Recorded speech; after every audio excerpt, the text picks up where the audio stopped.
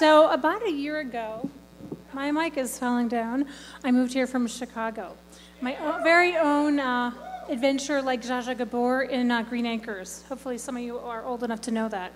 I moved to a farm. We have chickens and ducks, literally.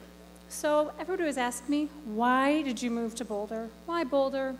I always like to say, mountain zen, right? It's relaxed here. Everybody's calm after 12 years in the cement jungle. I was ready for that. But the real reason I moved to Boulder is my dog got a boyfriend, and I thought one of us should be in a relationship. So Maddie and I packed up to go meet her boyfriend. And when we got here, we were a little shocked because it's a little different than Chicago. So what I'm going to talk to you about really is culture change. So for those of you who are transitioning, I hope to help you. And Boulderites who've been here a while, remember it's tough to move to the Boulder bubble. So the first thing, right?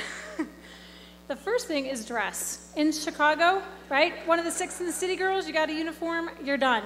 Here, there's like 17 billion ways to dress and activities, right? Completely confusing. So, for example, I tried to lay out a few ways that you could dress. So, you know, Larkin, BC, right? So, wear whatever the hell you want, is what I have to say. I couldn't figure it out. If you figure it out, tell me.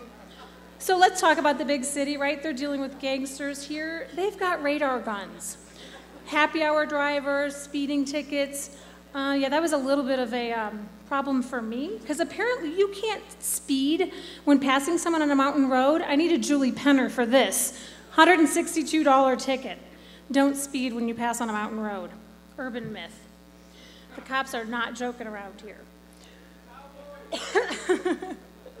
So, besides that, let's talk about strenuous activity. In the big city, it's running for the bus in heels. Here, I hurt my back lifting water for the chickens. True story. So, I would recommend running for the bus in your heels, but never trying to lift a bucket of water in your heels. So, this is my awesome cousin. He's in the audience. Thanks, John, my model. Lift with your back, not your legs, never twist. By the way, it works also when your friends are drunk at happy hour and you need to pick them off the floor. So remember to save your back, don't hurt it like me. Strenuous activity in Chicago, we drink beer while pretending to watch the Cubs. Here, Ironman, 50K, Invincible Kate, really a triathlete. So remember, go slow, take your time, be prepared, and above all, have fun, because that's why we moved here, right? It's not a competition, even though those triathletes will tell us that it is. So, more things that you should know. People always ask me, why do you call Boulder a smallish town? It's 27 times smaller than Chicago, people. That's just the city of Chicago. It's like a grapefruit to a grape, right, if you think about density. So what happens in social situations when you're feeling awkward, you're a bad date, you embarrassed yourself, you ignore them in the city. Even if they're 5 feet away from you, you ignore them. Here in Boulder, they're sitting across from you at Saxy's, and you can't ignore them. Really happened to me. So, if you have a bad date, be honest, but do it in a way that would make your mom and dad proud. Don't be a jerk, because you'll probably see them then at the cup the next day. Some more dating advice. You know, all this online stuff. Be careful about flirting. 3 words. Library of Congress, right?